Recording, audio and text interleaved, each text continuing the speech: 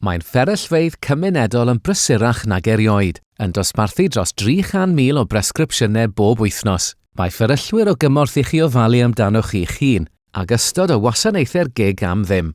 O lau pen i darwden y traed, maen nhw'n darparu cyngor a thriniaeth am ddim ar gyfer 28 o fan anhwylderau cyffredin, yn ogystal â sicrhau bod brechiadau ffliw ar gael i breswylwyr cymwys. Gallant ddarparu rhaglen o gefnogaeth strwythuredig 12 wythnos i'ch helpu i'r gorau i ysmygu.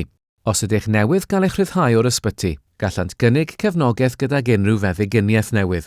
Gallant gyflenwi dull atal cenhedlu bris cyfrinachol, yn ogystal â phethau eraill y byddech yn anghyfforddus yn siarad amdanynt yn gyhoeddus.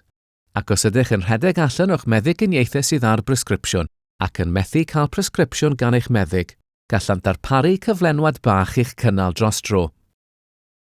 Yna wedi iddynt fod o gymorth i bawb, y cwbl sydd rhaid i chi ei wneud yw helpu nhw i'ch helpu chi, ydy gadael 7 diwrnod rhwng archebu a chasglu eich presgripsiwn.